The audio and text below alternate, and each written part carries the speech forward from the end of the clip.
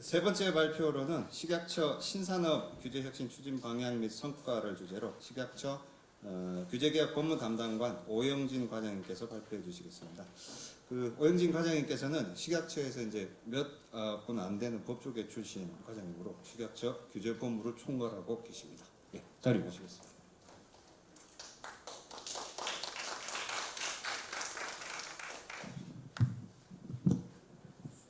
안녕하십니까. 식약처 규제개혁을 총괄하고 있는 규제개혁 법무담당관실의 오영진입니다. 앞서 바쁘신 가운데 참석해주신 패널 여러분 그리고 참석자 여러분께 감사의 말씀을 먼저 드리겠습니다. 저는 오늘 식약처 신산업 규제혁신 추진 방향과 성과에 대해서 발표하도록 하겠습니다. 앞서 이제 두 분께서 말씀해주신 이런 큰 방향 하에서 식약처가 어떤 추진 방향을 가지고 규제 개혁을 하고 있는지, 어떤 성과가 있었는지 위주로 발표를 드리도록 하겠습니다. 기술이나 이제 산업이 굉장히 발전하고 있고 변화 속도도 빠르고 있습니다. 그래서 유례 없는 이제 산업 환경이 조성이 되고 있는데, 제가 봤더니 식약처에서 발표한 통계에 따르면 의약품 수출액이 이제 최대 수출 실적을 기록했다. 그리고 식품이나 건강기능식품도 굉장히 높은 성장률을 보이고 있습니다. 화장품 의료기기 분야도 굉장히 주목할 만한 성장을 이루고 있습니다. 이렇게 굉장히 발전이 되는 가운데 또 이제 이런 굉장한 경쟁과 이런 견제 속에서 우리가 또 좀 변화를 모색해야 될 시기가 또 현재이기도 합니다. 그래서 이런 신산업 경쟁력 확보를 위해서 가감한 규제 혁신이 필요할 때가 지금이 아닌가 싶습니다. 정부는 이에 선제적으로 대응하기 위해서 미래 신산업 규제 혁신을 중점 분야로 설정해서 규제 개혁을 추진하고 있습니다. 저희 식약처 규제의 특성에 대해서 조금 설명을 드리겠습니다. 식약처는 이제 식약 안전을 소관하는 부처이다 보니까 이 식약 규제 자체가 단계별로 굉장히 촘촘하게 설계가 되어 있습니다. 그래서 연구 개발 단계, 시장 진입 단계, 사용 관리 단계까지 각각의 이제 규제 툴을 가지고 있습니다. 그리고 이제 많이들 아시겠지만 식중독 사건, 살충제 계란, 발사르탄 사건 같이 이제 저희 소비자들이 좀 불안해할 수 있는 이런 안전 이슈가 간간히 일어나기도 합니다. 그래서 저희 식약처의 이제 규제 개혁의 큰 방향은 결국은 안전과 규제가 조화되는 그런 방향으로 규제 개혁을 하겠다. 그것이 저희 방향이라고 말씀을 드리고 싶고, 국민의 안전을 가장 우선적으로 하지만 국민의 안전과 직접적으로 연결되지 않는 절차적 규제나 낡은 규제에 대해서는 저희는 가감한 규제 개혁을 할 그 방향을 가지고 있습니다. 저희 식약처 규제개혁의 추진 방향입니다. 저희는 국민의 이런 규제개혁 체감도를 제고하기 위해서 이 두 가지 큰 틀에서 규제개혁을 추진하고 있습니다. 첫 번째, 규제혁신 패러다임의 전환입니다. 앞서 원 박사님께서 설명해 주신 것처럼 저희는 입법 방식의 유연화나 규제 샌드박스를 통해서 선호용 후 규제 방식을 확산하고 있습니다. 그리고 입증 책임 주체를 공무원이 입증하는 방향으로 규제 입증 책임 제도도 확산하고 있습니다. 그리고 두 번째는 혁신 성장을 지원하고 민생 부담을 완화하고자 합니다.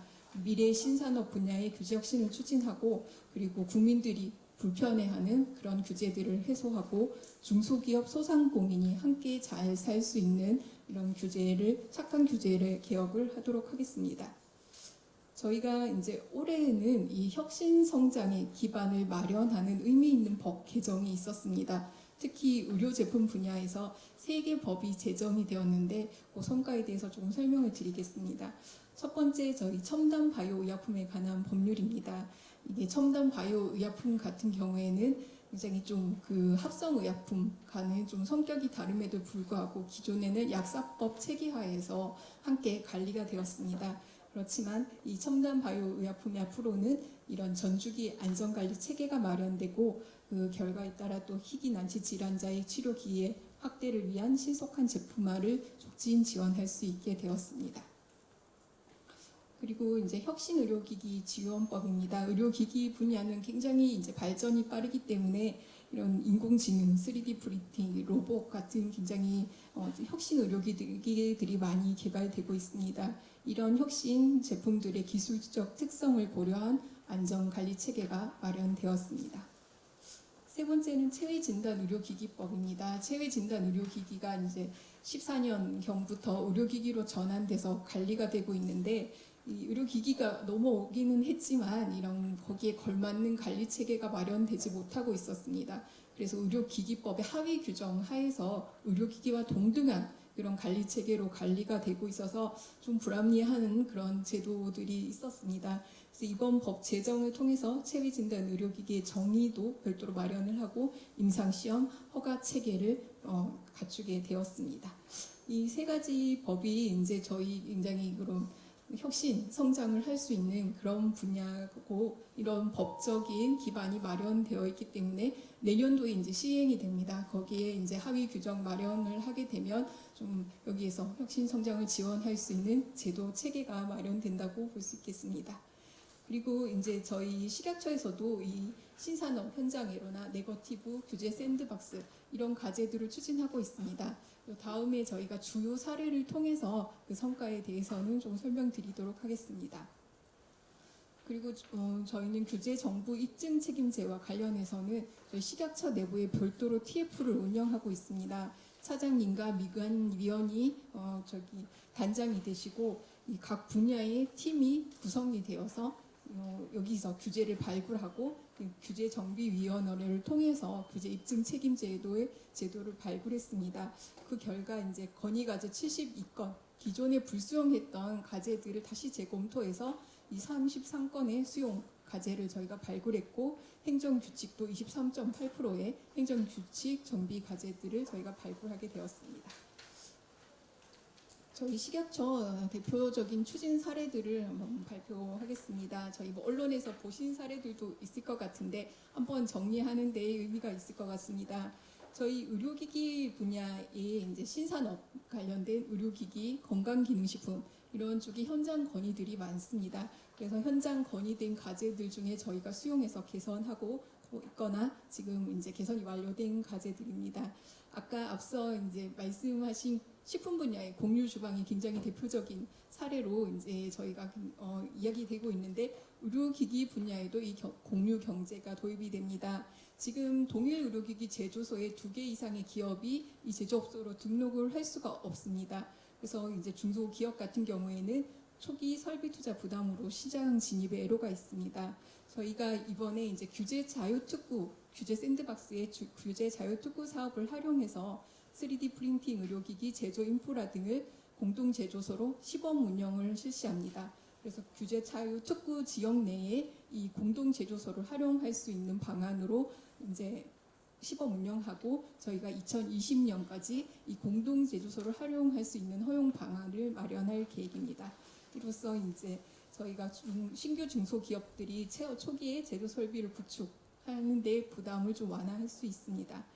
그리고 이제 의료기기 임상시험 자료에 관한 건의 과제들이 많이 들어옵니다. 그래서 임상시험 자료로 인정 가능한 범위를 기존의 SCI 논문에서 SCI 전문 학회지까지 범위를 확대하는 것으로 개선합니다. 저희 건강기능식품 쪽에 저희 규제 개선 사례입니다. 저희가 햇삽 인증을 받은 식품 제조업체가 건강기능식품 제조업소로 GMP를 받으려면 또 이제 유사한 서류를 제출을 하고 이중으로 평가를 받아야 됐습니다. 이제 이번에 저희가 이 중복되거나 유사한 그런 서류들을 제출을 간소화하고 평가도 간소화하는 방향으로 제도를 개선할 예정입니다.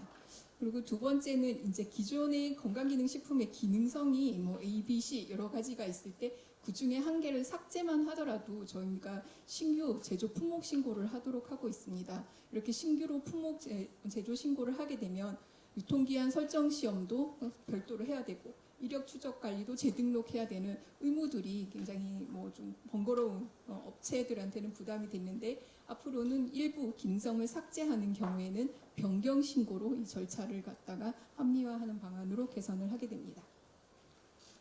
저희 이제 아까 포괄적 네거티브 규제 전환 사례입니다. 여기는 주로 지금 다 시행을 하고 있는 사례들인데 업체의 반응도 좋고 그리고 좀 우수 사례로 많이 언론에도 많이 나와서 한번 소개해드리겠습니다.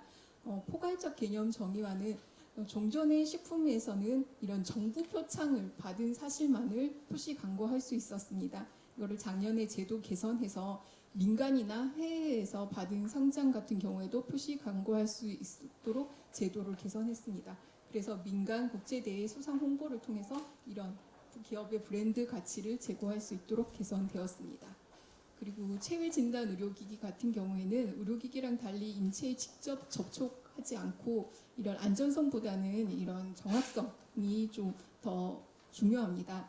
체외 진단 의료기기 같은 경우에는 변경 허가를 종전에는 10종에 한해서만 가능하도록 했었는데 이제 제도를 개선해서 성능이나 안전성에 영향을 미치는 중대한 사례를 규정을 하고 그 외의 사례는 즉시 변경 허가가 가능하도록 제도를 개선했습니다.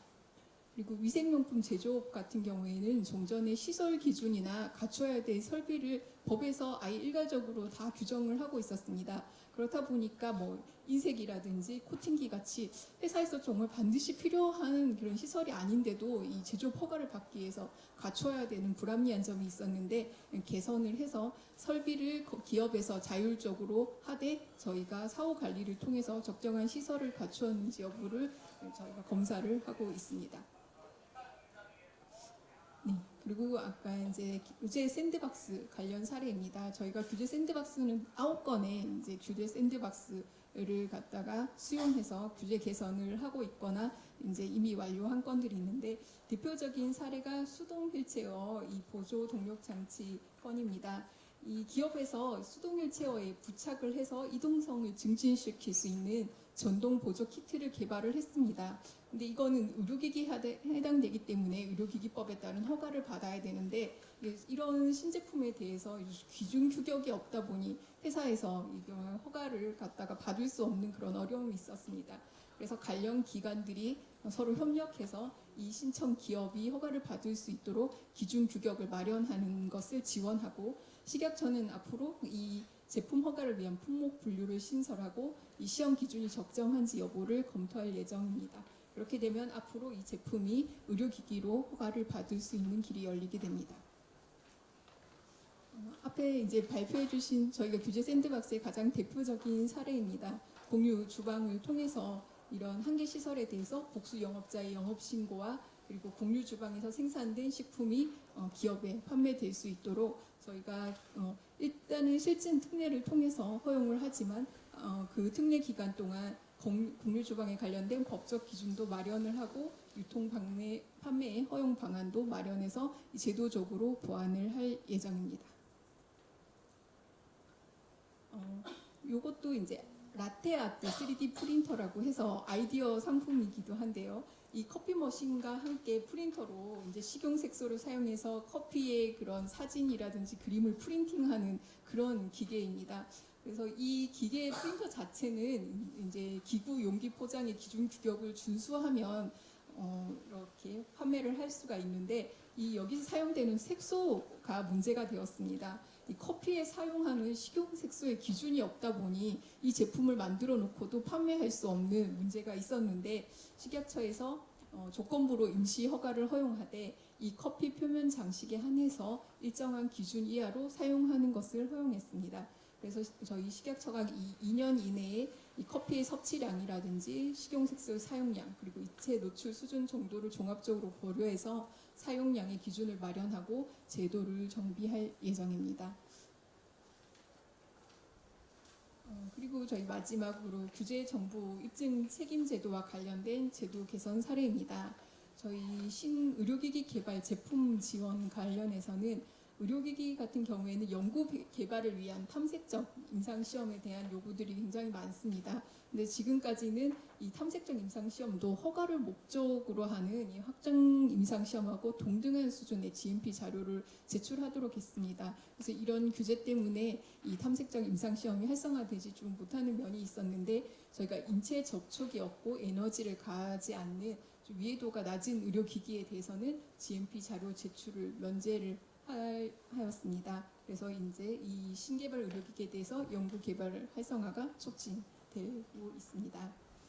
그리고 이제 중소기업 소상공인 지원과 관련해서는 건기와 식품 첨가물 같은 경우에는 이미 제조된 유통기한을 변경하고자 할 때에는 반드시 시험을 해서 그 유통기한을 설정하도록 하고 있었습니다. 그렇지만 식품이나 축산물 같은 경우에는 이렇게 하지 않고 유사 제품과 비교를 통한 유통기한 설정을 허용하고 있었습니다. 이번에 건기와 그 식품 첨가물도 그 유사 사례와 동일하게 유통기한을 변경할 때 유사 제품 비교 7개 항목을 갖다가 비교하도록 저희가 규정을 하고 있습니다. 이 통한 유통기한 설정을 허용하고 있습니다. 그리고 화장품의 경우에도 저희가 기능성 화장품이나 유기농 화장품은 소비자 요구가 굉장히 많은데 이 기능성 심사 사례가 축적이 돼서 안전성 유효성이 확보된 그런 성분에 대해서는 안전성 유효성 자료를 생략하도록 하는데 그 성분을 이번에 좀 추가를 하게 됐고요. 그리고 유기농 화장품에는 사용 가능한 그런 성분이 딱 포지티브로 열거되어 있습니다. 그래서 그 사용 가능한 성분을 이번 기회에 7개 성분을 더 추가하는 것으로 제도를 개선했습니다. 저희 식약처 이 규제 개혁에 대해서는 국민 건강을 위해서 안전과 관련된 규제는 강화하겠습니다. 그렇지만 이런 핵심 신산업 분야의 규제는 저희가 선제적으로 발굴하고 기업의 경쟁력을 강화하는 방향으로 앞으로도 규제 개혁을 추진할 것입니다. 감사합니다.